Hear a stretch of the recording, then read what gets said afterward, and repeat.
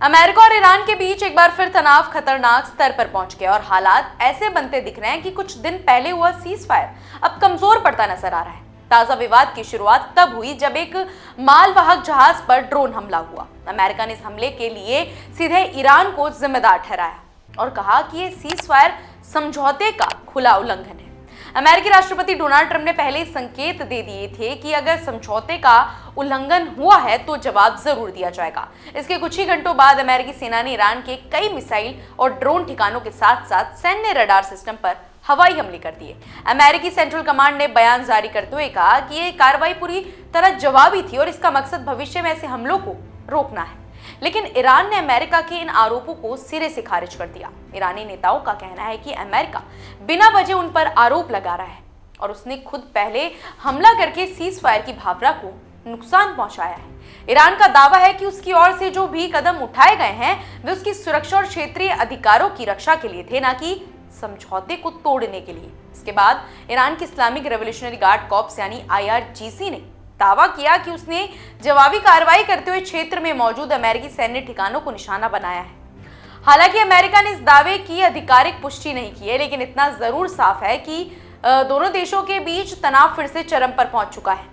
इस पूरे घटनाक्रम के बाद अमेरिकी उपराष्ट्रपति JD वैंस ने भी ईरान को सख्त चेतावनी दे डाली है।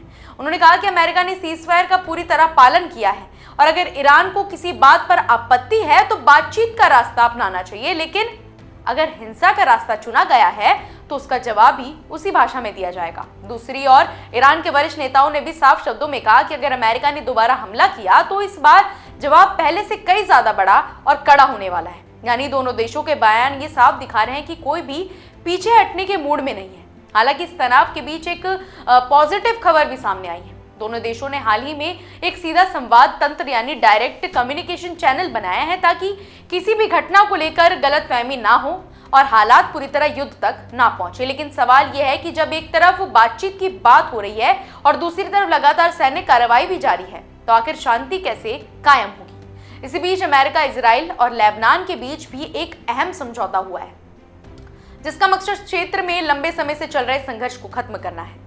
हालांकि ईरान समर्थित संगठन हिजबुल्लाह ने इस समझौते को मानने से इनकार कर दिया है, जिससे क्षेत्र में स्थिरता और बढ़ सकती है।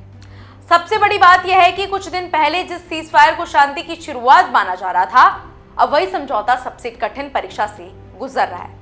ऐसे में आने वाले कुछ दिन बेहद अहम होंगे, क्योंकि दोनों देश फिर से बातचीत के जरिए हालात संभाल लेंगे या फिर जवाबी हमलों का ये सिलसिला किसी बड़े सैन्य टकराव में बदल जाएगा। ऐसी अपडेट्स के लिए जुड़े रहिए हमारे चैनल द इंडिया मूव्स के साथ।